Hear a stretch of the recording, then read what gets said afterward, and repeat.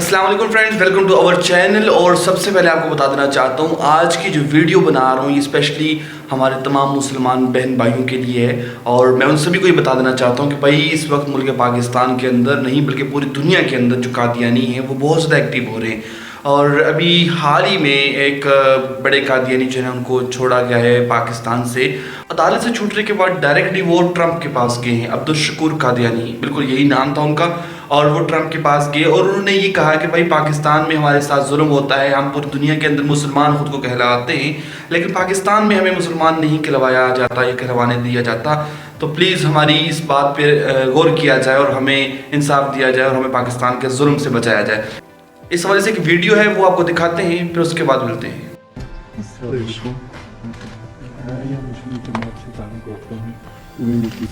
I am from the Ahmadiyya Muslim community of Pakistan. In 1974 we were declared non-Muslims. Our houses and shops were looted, set on fire.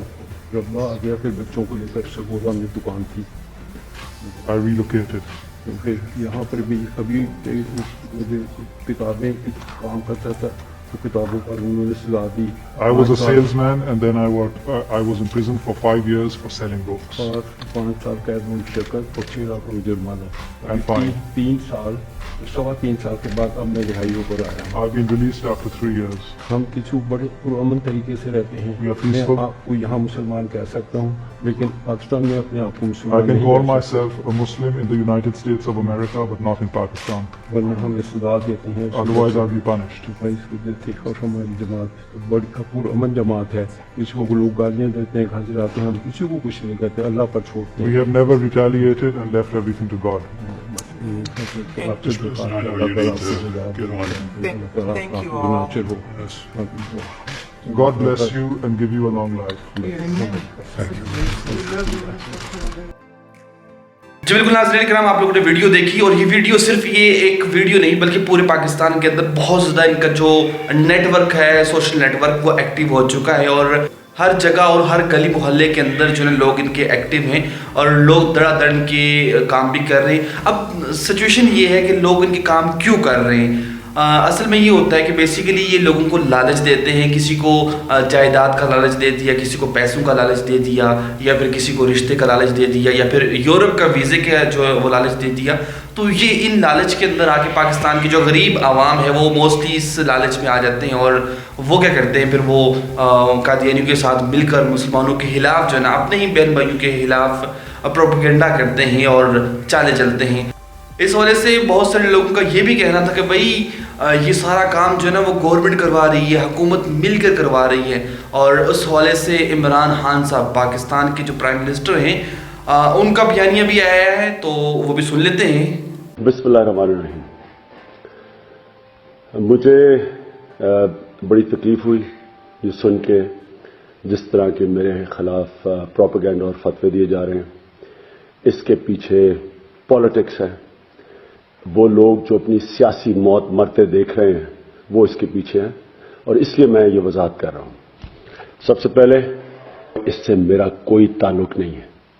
Number 2, मैं कुरान पढ़ी हुई है, मैं अपनी जिंदगी कोशिश करता हूं नबी सल्लल्लाहु अलैहि वसल्लम की जिंदगी को, उनकी जो सुन्नत है, जो हमें उनकी जिंदगी पे अपनी जिंदगी गुजारने की कोशिश करता हूं।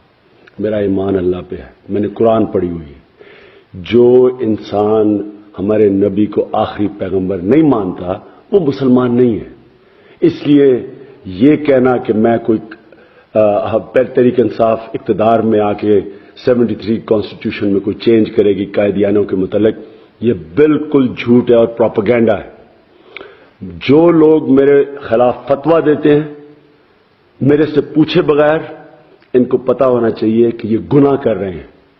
जब जज फैसला करता है 2 फरीक की बात सुन के करता है। इन्होंने क्यों नहीं मेरे से पूछा? क्या इनका हक नहीं बनता था मेरे से पूछना?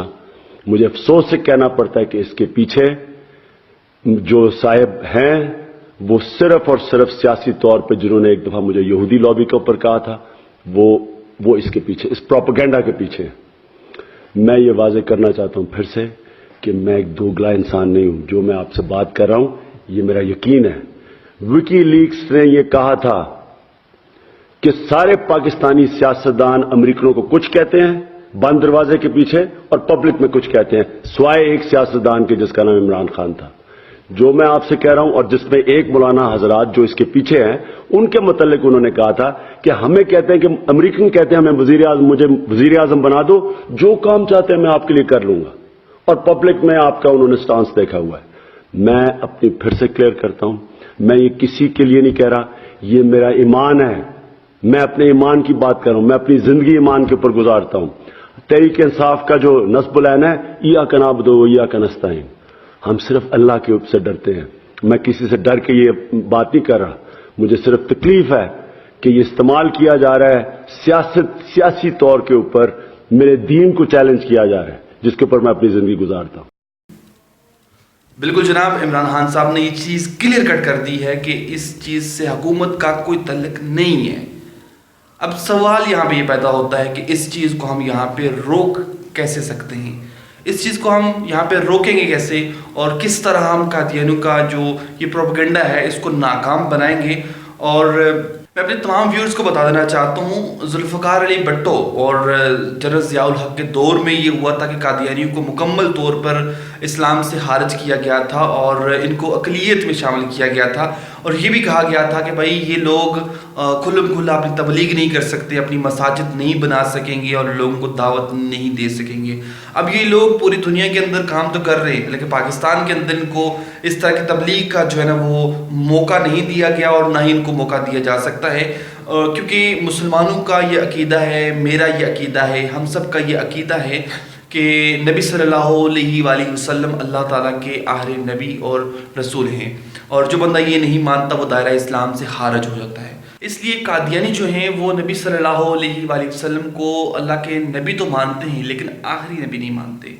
سو جناب تمام مسلمانوں سے یہ ریکویسٹ ہے کہ بھائی یہ فتنہ جو قادیانیوں کا اٹھ پڑا ہے اس سے اپنے مسلمانوں کو بچائیں, خود کو بچائیں, اور آپ ضرور کمنٹ کیجئے گا کہ اس سے ہم کیسے بچ سکتے ہیں, کیونکہ اس وقت امت مسلمان کو بچانے کے لیے پوری امت کے اندر اتحاد اتفاق کا ہونا بہت ضروری ہے. اور کوشش کیجئے گا کہ ہماری اس ویڈیو کو شیئر کیجئے گا تاکہ لوگوں تک بھی یہ ویڈیو پہنچے اور لوگ بھی اس فتنے سے آگاہ ہوں. ایک اور بات میں جو یہاں پہ کہنا چاہتا ہوں کہ عموماً یہ ہوتا ہے کہ ہم لوگوں کے پاس جب اس طرح کی کوئی ویڈیو آتی ہے تو ہم کیا کرتے ہیں, اس ویڈیو کو ہم شیئر کر جاتے ہیں, اور بہت سے لوگوں کو جن کو علم نہیں ہوتا اس ویڈیو کا, یا جو لوگ قادیانیوں کے فتنوں سے آگاہ نہیں ہوتے تو ہم لوگ ان کو بھی آگاہ کر جاتے ہیں کہ بھائی یہ قادیانی یہ بھی کر رہے ہیں, یہ بھی کر رہے ہیں, اور اس میں ہم جو لالچ والی ویڈیوز ہوتی ہیں وہ ہم لوگوں کے سامنے شیئر کر دیتے ہیں, اور لوگ وہاں سے بھی لالچ حاصل کرتے ہیں کہ بھائی ہمیں یہ ملے گا, ہمیں وہ ملے گا, بعد میں ہم توبہ کر لیں گے. تو ایسا بالکل نہیں ہے.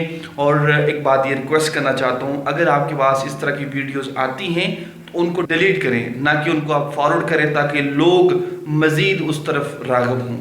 بہت شکریہ.